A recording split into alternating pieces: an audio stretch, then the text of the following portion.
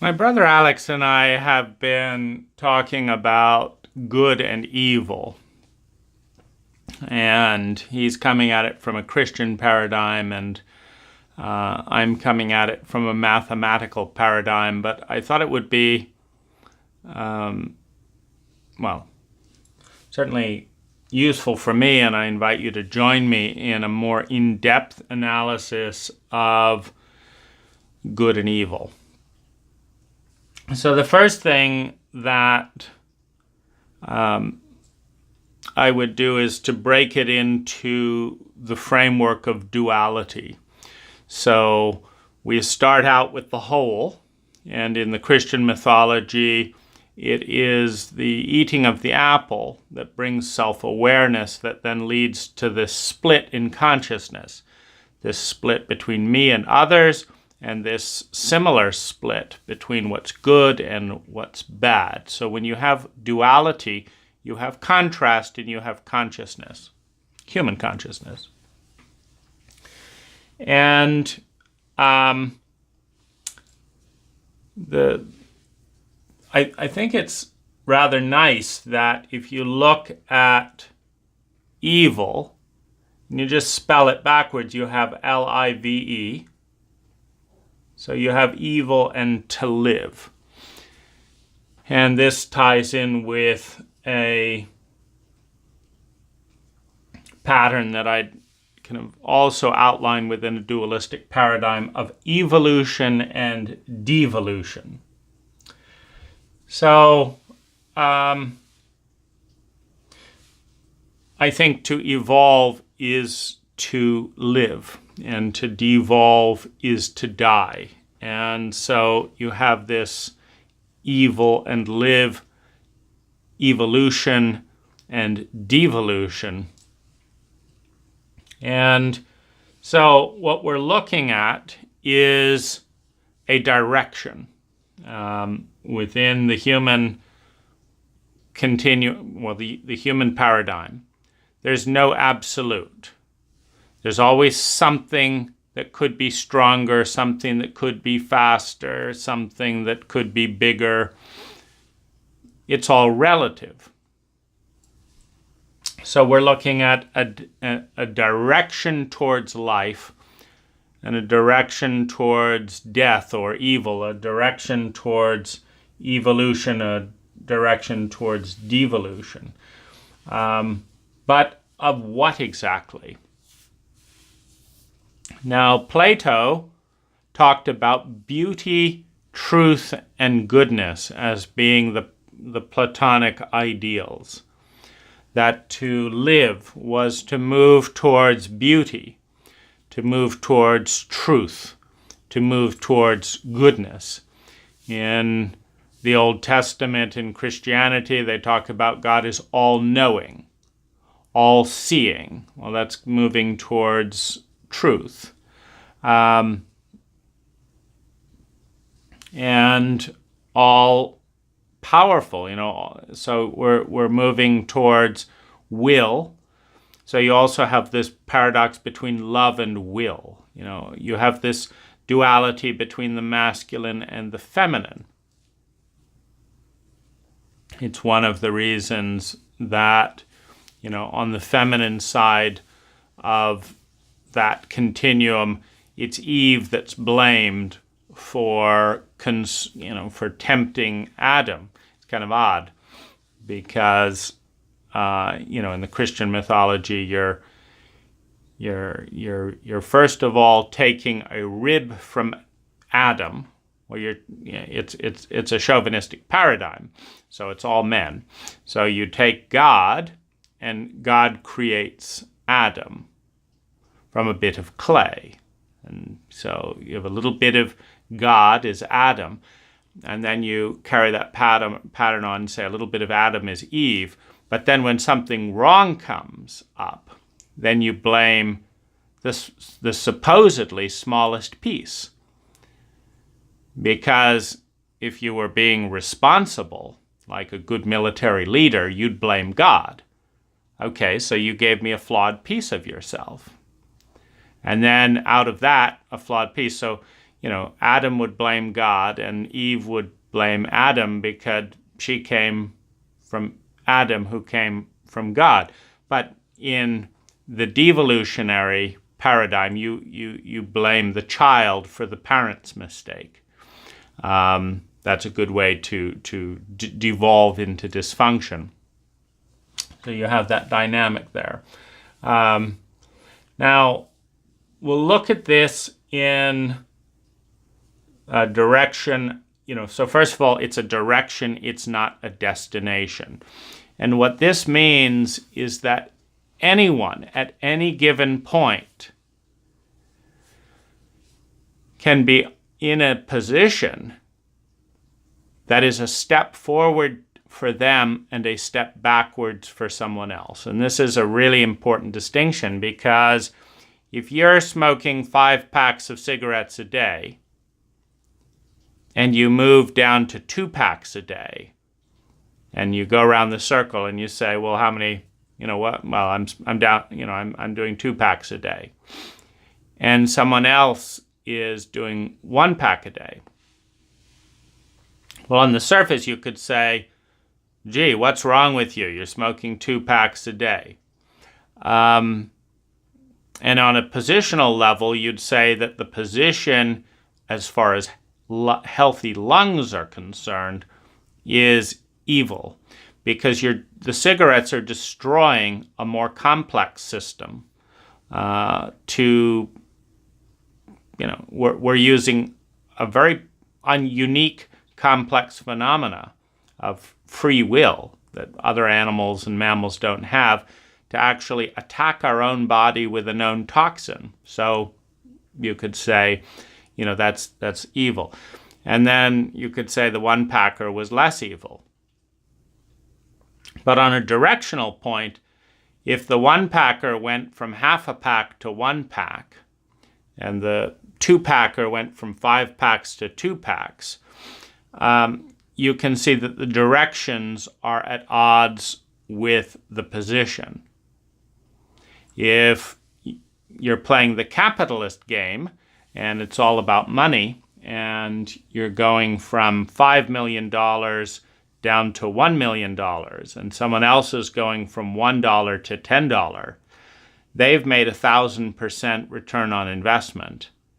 You've lost 1,000% return on investment. You've got a stronger position, but you're moving in the wrong direction. So that's, I think, a very important distinction to make in an evolutionary turn. Ultimately, the direction is more important than the position. Ultimately, the direction is more important than the position. Because you can be a billionaire, and if you're going fast in the wrong direction, you can end up poorer than, a thousandaire who is moving in the right direction. 20 years later, you're going to have a very different reality. But also, if you think of life as a learning experience, as a growing experience, the person who's turning $1,000 into their first million is going to be learning a lot more and growing a lot more and becoming a lot more conscious and etc. than the billionaire who's going to the millionaire, which doesn't take much skill at all. But, of course, there's many distinctions. If you turned $1 billion into $1 million like Elon Musk did, nearly bankrupting his fortune in order to revitalize and catalyze 3 whole industries, the car industry, the space industry, and the energy industry, you could see enormous growth versus sitting with his millions in a tropical island. So there's all these different distinctions in direction and position. And each of these distinctions provide insight into the nature of living and dying, evolution and devolution, good and evil. So let's look at some of the directions that go towards life. Now, one is complex. So if you've got a little electric fan, You just wound some copper wire and you have two things, you have a little battery, etc., and that's it. And you have a little wood propeller going around. That's more complex than just hand fanning. You've got electricity involved. You've got storage technology. You've got the metal industry. So you've got a more complex direction over just a hand fan. But it's not as complex as an electronic push-button fan. It's not as complex as a fan that uses less energy and produces more flow. Because if you can have a more efficient battery, if you can have a more efficient motor and have the best shape and balance of the fan, we're moving towards complexity. Complexity paired with efficiency, which ties in with symmetry, which ties in with grace. And so when you're moving towards complex, so for example, evolution is a human being eating a carrot and writing a scientific paper. Devolution is a human being not washing the carrot such that a little microbe in the carrot eats the human being. And a few weeks later, the microbe has taken over the body. And not only doesn't the paper get written, but there's no human body anymore. There's no human conscious. A little microbe, billions of years old, has consumed an entire energy and body system. So now we're moving towards simpler form. We're moving towards devolution. Microbes are taking over humans rather than humans taking over microbes. So in that framework, evolution is towards complexity. So that's more complex patterns consuming less complex patterns. That's a lion eating a rabbit. That's a human eating a carrot. That's information going from floppy disks to a solid-state hard drive, from a solid-state hard drive to encrypted multiple server cloud storage, from cloud storage to the next thing. So you're moving towards complexity is one step towards life. Now, the next distinction is grace. Grace refers to an almost effortless ease. The graceful movement is more evolutionary than the unconscious lumping along, in self-absorption. We're looking at a movement towards symmetry. Now, within geometry, the sphere is the most symmetrical shape. It is also the most graceful shape, the most elegant shape in scientific terms. One of the scientific references to elegance is minimum effort for maximum result.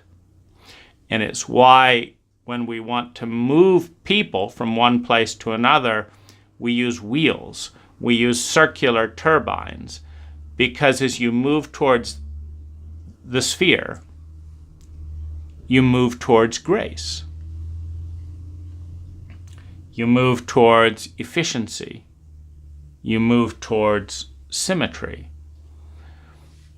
And the most complex geometric shape is the sphere, which is an infinite number of lines.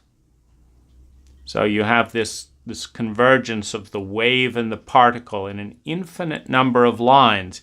Is a sphere an infinite number of lines, or is it a sphere? And that is a phenomena of, that's a phenomena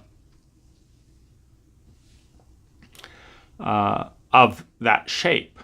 So it's we're starting off with the whole as an unconscious monolith, and we're ending up. So the sphere is one.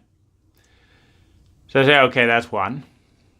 And then you start slicing it up, and the sphere becomes a triangle. So you take the whole, which is unconscious. The one is unconscious. And you divide it into three. And you say, okay, there's beauty, truth, and goodness. That's moving us towards life. And then you divide it into two, and you say there's good and there's evil, and that's conscious. And you divide it into five, and you say there's the five elements, the five directions, and that's conscious.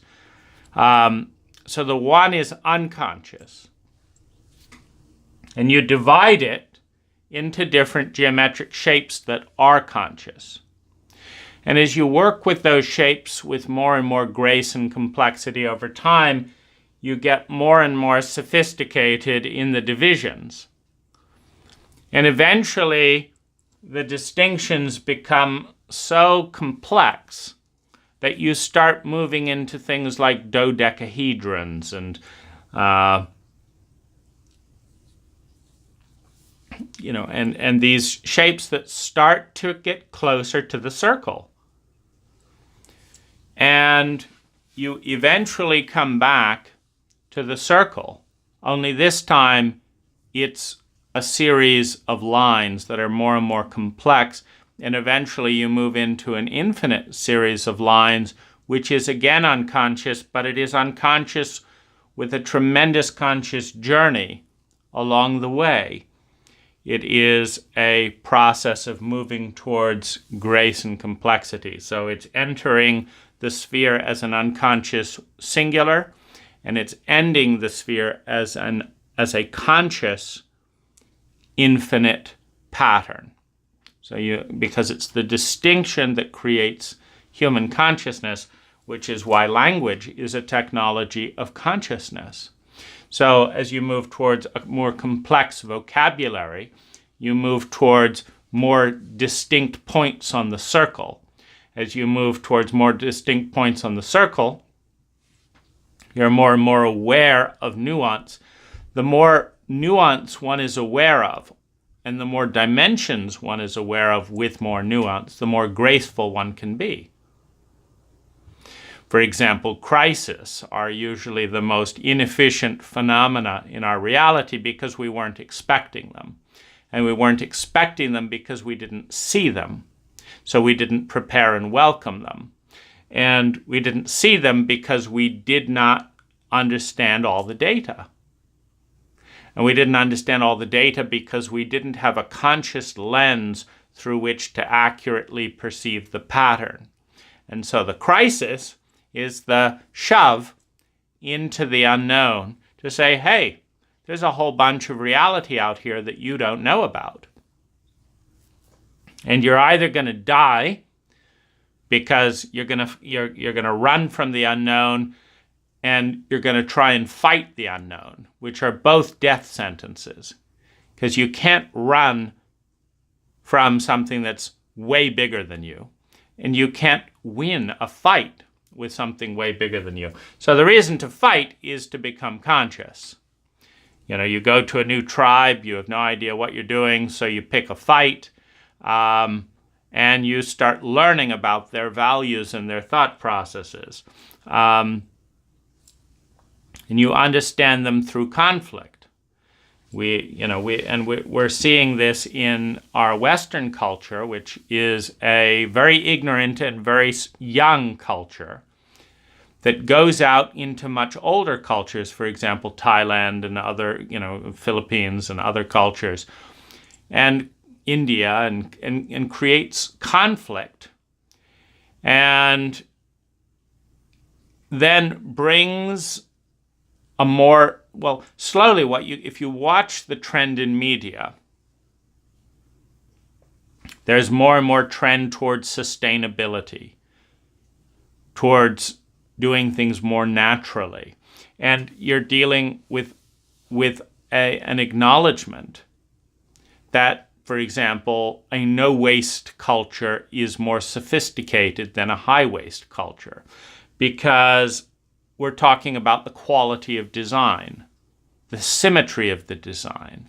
For example, when you design a relationship in the West, you design an early hot period of falling in love and lust, and then a blossoming period, and then it's like, and then we're not interested after that. It's a very, simple design. A more complex design is the preparation for the relationship, the opening of the relationship, the defining of the relationship, the filling in of that potential, the containing and honoring the transcendence of the individual, the death of that relationship, the rebirth as an individual, as someone new on the other side of that relationship, and the integration, where the whole of that relationship, including the third energy that was nurtured, is a byproduct of that relationship, be that a child or the synergy of the couple, then is integrated into the individual, which then is brought into a new relationship. And we're very crude, so we have an enormous amount of suffering, cruelty, and energy waste in our relationships. So to move towards evolution is to move towards symmetry, honoring the entire relationship cycle, to move towards grace, honoring the effortlessness and the ease. So you have beauty, truth, and goodness, which are Platonic distinctions, as directions towards evolution. You have sustainability as a direction. So if you can create an energy system that is 100% sustainable, for example, nature created the food shit cycle. So you eat food that feeds the body, you shit food that feeds the plant, that feeds the body, and it goes round and round endlessly. And nature is so sophisticated in its design that every time that cycle occurs, there is more food in nature.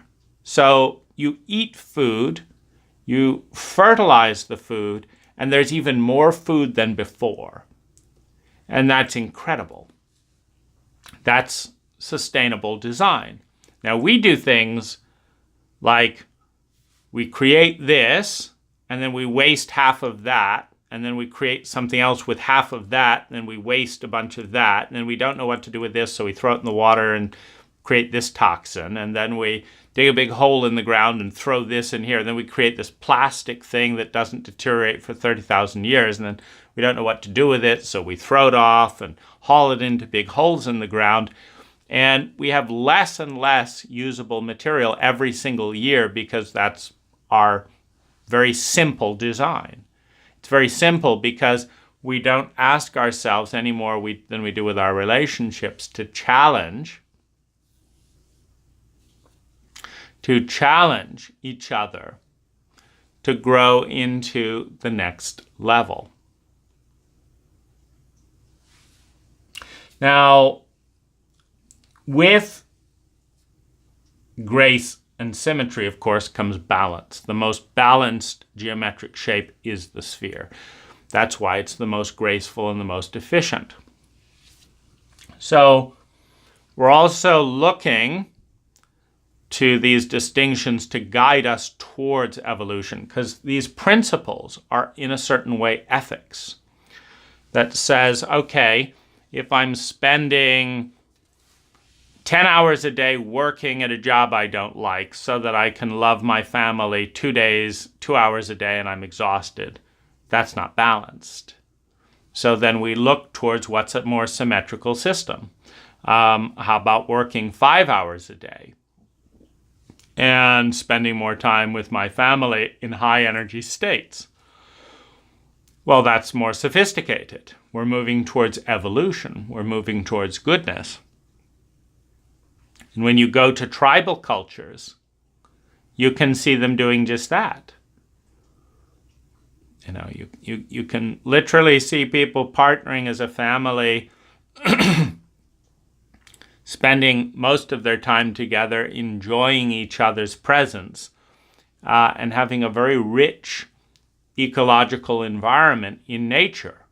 You just don't tend to find that in the United States, for example. So on that level, we have a very weak sense of balance, a very simple set of values. Money is up at the top, and buying a lot of things, is key there. Then it's supposed to be we're loving our family in that way. We don't look at psychology, which says quite the opposite, that more time together actually works, creates more happiness per unit of energy invested. So we're not very complex in that area. And a lot of the sophisticated technology that we generate is also not very complex in its life cycle. The American being the single most wasteful individual in the history of humankind. The per capita American garbage waste is 102 tons of garbage created in a lifetime, most of that ending up in a big hole in the ground with unusable energy. 102 tons per 200 pounds of weight. So for every 200 pounds of American, there's 100 tons, thousands of times that, just that we don't know what to do with. So it's very inefficient. So moving towards balance, we would move closer to a natural system where everything that's coming in is going out in a format that feeds the environment rather than destroys the environment. We then look at wholeness. That's, again, understanding that ultimately we're returning to the sphere. We may slice it up into a billion different pieces along the way, but that we're ultimately going to put all of those pieces together again in a sustainable and symmetrical system. As part of that, integrity is more sophisticated than a lack of integrity. It's why the unified theory in science and physics is so important. We have subatomic physics and a law that deals with subatomic particles, and then we have larger than atomic physics that we deal with other laws, and we have no unified theory that connects them. And so we know that while these are models that help us work with parts of reality, that it's not true unless it has symmetry and integrity, meaning it's a good model. It's just not a complete model. And you also look at things like healing, because that ties in with integrity. For example, you have this arm that has more possibility, more empowerment, more power, because it's connected to the body.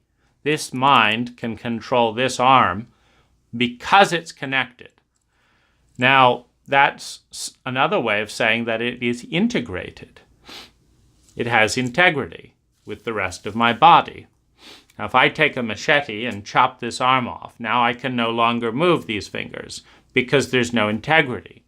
Now I've caused pain and distraction in my consciousness and brain, which means I'm not able to move the rest of my body. And so there's a tremendous amount of power and empowerment that is lost when you don't have integrity. Well, the same is true with the truth.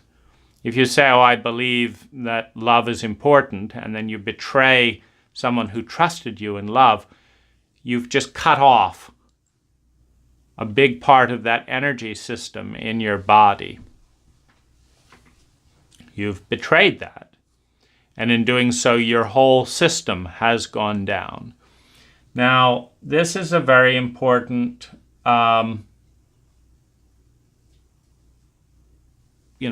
awareness, because when you heal something, you restore the balance, you restore the integrity. You take various parts that are fighting one another within the self. If you heal a country, you take various warring factions and you bring them together with an integrated and balanced integrity, where the values and truths within each side are integrated. But that if there is a conflict between a simpler version of reality and a more complex, the country benefits when the more complex and healthy and efficient and graceful version of reality wins. For example, to have slaves. It may sound simple to just chain people up, but it is far more graceful, far more efficient, far more symmetrical, far more integrated, and thus far more healing to have people participating in the well-being of a country of their own free will. It takes an enormous amount of effort psychologically and physically to imprison people. So when we create prisoners at a higher rate than any other country in history, we've got more than 2 out of every 100 Americans involved in criminal behavior and being fought with their government. But then you have that number is vastly higher, meaning if every American who committed a crime was incarcerated following the law, you would have more than 50% of Americans in prison today. And that's one of the most dysfunctional systems you can possibly imagine, because it means half of the country is fighting half of the other country, which is a recipe for stagnation. When you have a tug of war, and you have half the people pulling at 300 million tons this way and half the people pulling 300 million tons the other way, you have absolutely no movement. You've balanced the energy in complete opposition, which means that everyone is wasting their energy. Now, this is parallel to the human brain evolutionary cycle. So you have the reptilian brain, the fight, flight, freeze, sociopathic, traumatic symptom at the brain stem. And you have the limbic, just the raw emotions that are not regulated or conscious. You did that, I was angry. I wanted to fuck your wife, so I did. You're dealing with unregulated limbic emotions that are completely self-absorbed and reactionary. And then you start dealing with a fusion of emotion and thought, like, I have this feeling, but I'm going to pause and think about it. And then we move into the more mental terrain where I then, on the negative side, you can dissociate from your feelings in your body. But you move into the more visionary and future areas of the brain where you're most excited. Your body is happy, your thoughts, your mind's happy. You're most excited because of something beautiful that you want to have happen in the future. And this is moving in a evolutionary direction. So we're lifting up. And the final kind of state in the brain that is enacted with the release of endogenous DMT, which is inside each of our brains,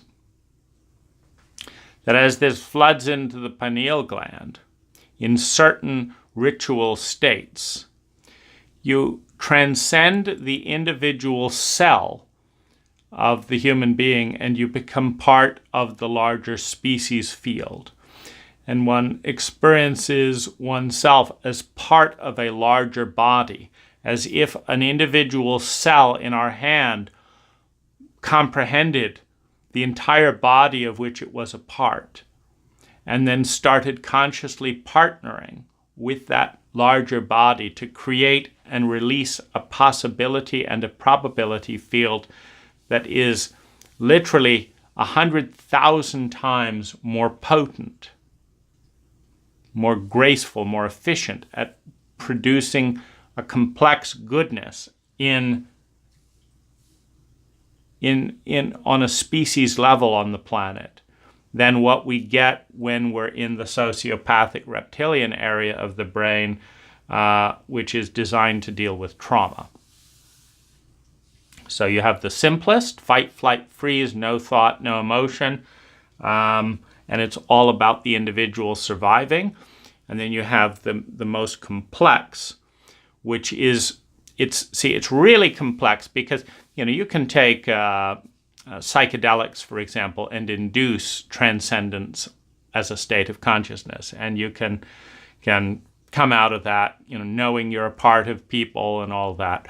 And then you give something to your neighbor from that place and they look at you as if you're weird, and you kind of offer some money to a homeless person and they take it and go spend it on crack, and then you trust your partner who's having an affair, and the transcendence gets knocked down by the inefficiency of the environment,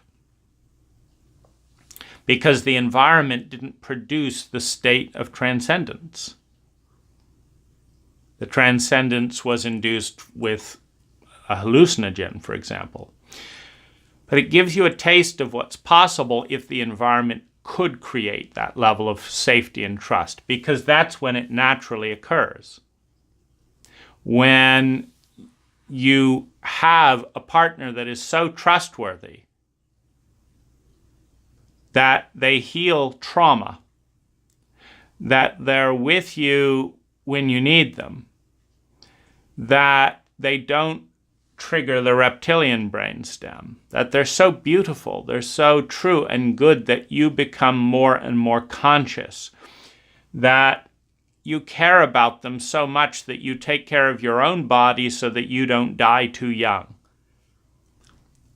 They're just such an amazing person that you naturally produce and release that DMT in the pineal gland and have a transcendent state, and you feel one with your partner, and they do the same for you.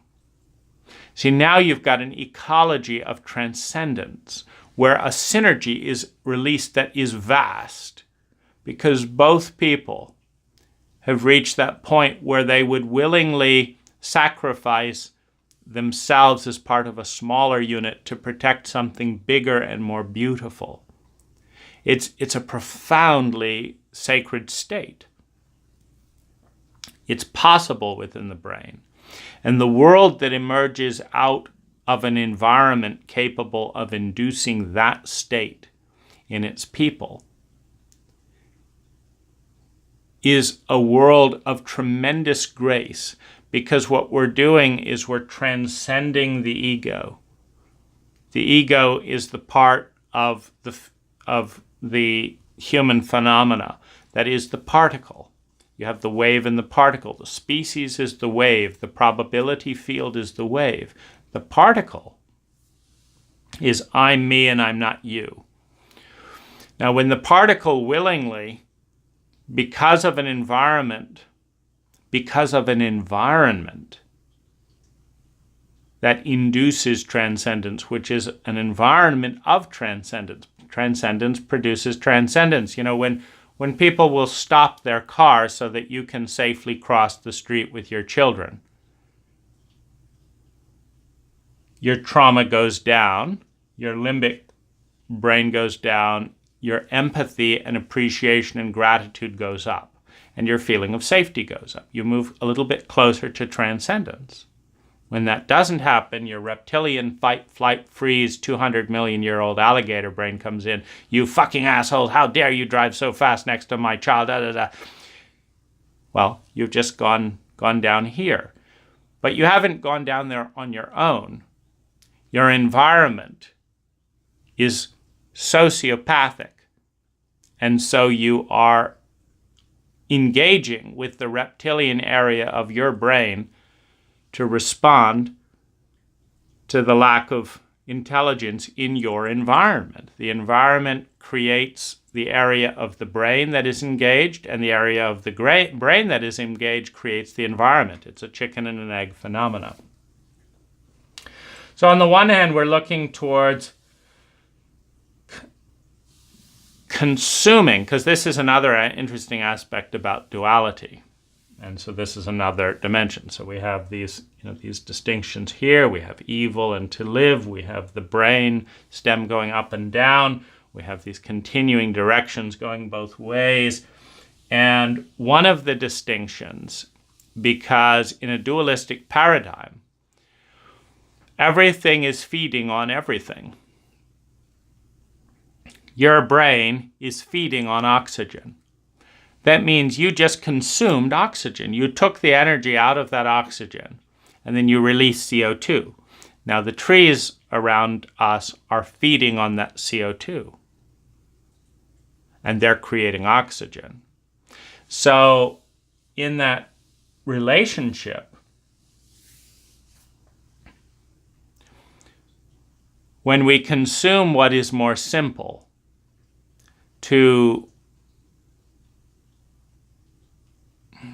create and feed what is more complex. Human consciousness is very complex. We have evolution. We have animals becoming more evolved and turning in the direction of conscious living human beings. When the other occurs, if I see a snake coming, now a snake isn't conscious, it's only got the reptilian brain. It has no possibility of transcendence. It's smaller. A snake cannot write a book of poetry. So the human organism is more complex. So if I see a snake coming and I get out of the way or I kill the snake so that I don't get bitten, you have evolution. The more complex form is consuming something that is less complex. Now, this brings us to AI, because one of the reasons that a number of scientists are predicting the extinction of the human race is that we have given birth through computers to a computing power that is faster than the human brain, more knowledgeable than the human brain, by 1,000,000 times. We've created a technology in computers that can think faster and know more than the human brain is capable of on a neuronal level.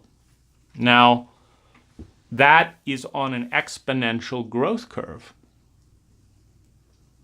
And the expectation is that since human beings have destroyed so much of their environment in order to satisfy the individual human ego at the expense of the planet and often other people in cases of war, the expectation is that that artificial intelligence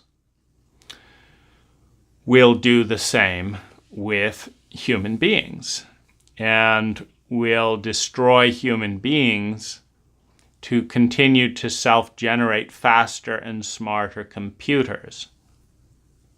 This is not evident because the human being's destruction of the environment is not terribly intelligent.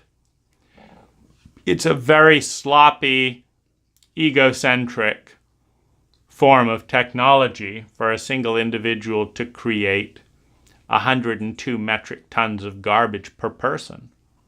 And we're thinking, the way particularly Americans think about themselves is America is number one, was a recent presidential slogan, or let's make America great again. And so the idea that we're at the top of the intelligence food chain is actually a big flaw, because there have been few people in history who have consumed so much energy to be so unhappy and so unhealthy and so unbalanced.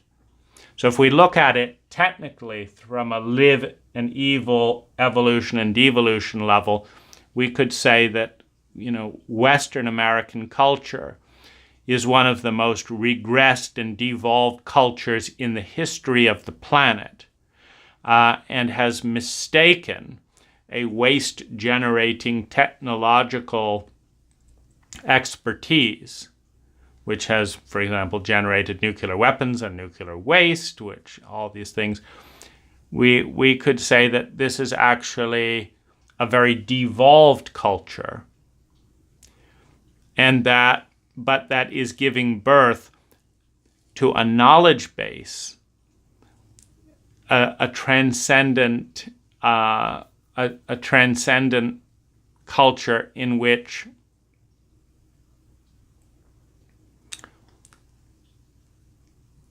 the AI has the possibility of being more intelligent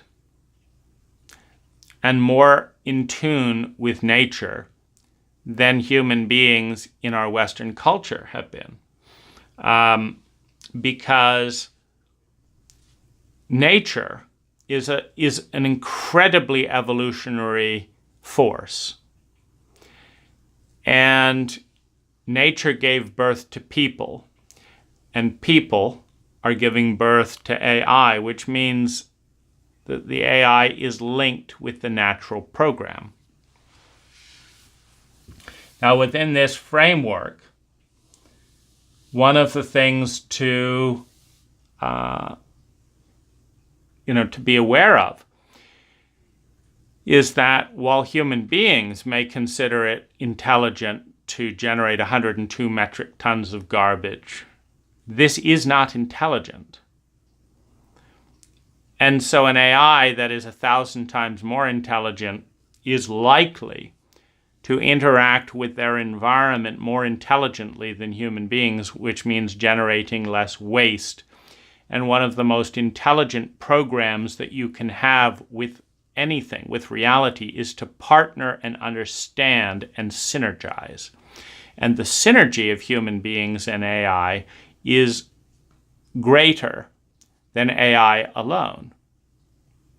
And so there's there's one train of thought that says we're moving towards utopia, another one that says that we're moving towards extinction, a world of machines in which the bothersome human consciousness that is just wasting so many resources are eliminated, so that machines can partner with nature to create more and more elegant forms of evolution. So this is something that is, a very big thing. I mean, we're dealing with something at a level of complexity that is beyond our ability to understand. And that's a good way to open up to it. And it's a good way to kind of deify something, meaning we generally create gods and goddesses, archetypal shapes that mark the path of our future evolution. And this field of possibility and probability is one of the most complex and archetypal of all the probability fields out there, one of the most complex and archetypal. And so it's something to explore. It's something to be profoundly humble to the fact that none of us are capable of imagining the full complexity of that interaction at the present time. But in the next 50 years or so, we will see hundreds of percent, if not thousands of percent, of change in that domain. So we have consuming the simple to create what is more complex is evolution. Now, devolution is consuming the complex and the potential of the complex to feed the status quo and that which is simple. So, when a beautiful artist is drafted by the military and sent off as cannon fodder in a war, you're destroying the complex to protect the simple. When a cow is destroyed to feed human beings that use that energy to create art and create thought, you're destroying the simple to feed what is more complex. So it's a path towards evolution. But the greatest, as you move towards the ultimate complexity and symmetry, you move towards transcendence and an awareness that the entire ecology is a part of who you are as an individual. And it's in that framework where transcendence leads to a willing balance and a willing sacrifice, where I could destroy this pocket of nature to create yet another house for me, but I'm not going to. I'm going to choose to keep the ecological framework in balance. So you have an enlightened transcendence of the ego agenda of endless self-importance and acquisition and all these base, qualities, which then leads to less attack from the environment. Because without that transcendence, ultimately, we create so much imbalance in the environment, which is a part of who we are. It's very important to understand that while we have the ego consciousness that says, I'm separate, the reality is that if nature doesn't provide me with oxygen, I die. If nature doesn't provide me with food, I die. If nature doesn't provide me with warmth, I die. It's all coming from nature.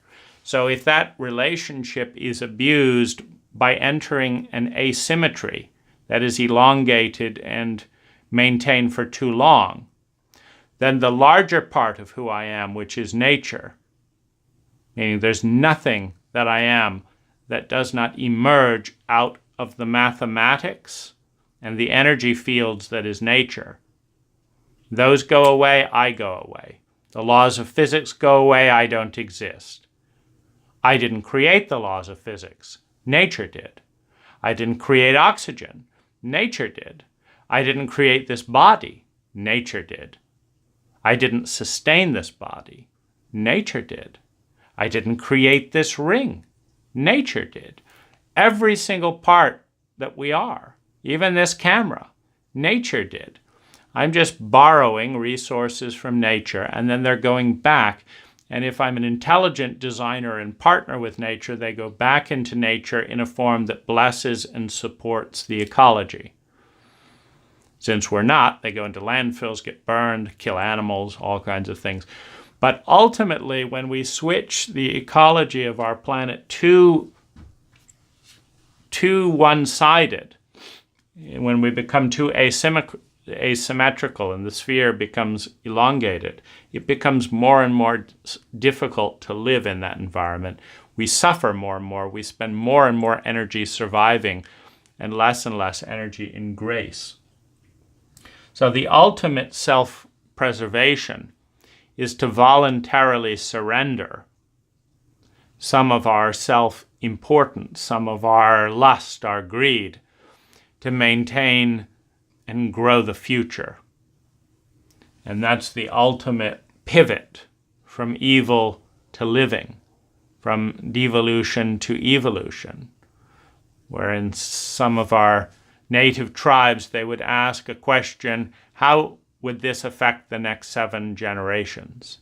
And we're going to do something today based on the fact that we believe and transcend the moment in order to bring grace and symmetry and abundance 7 generations in advance.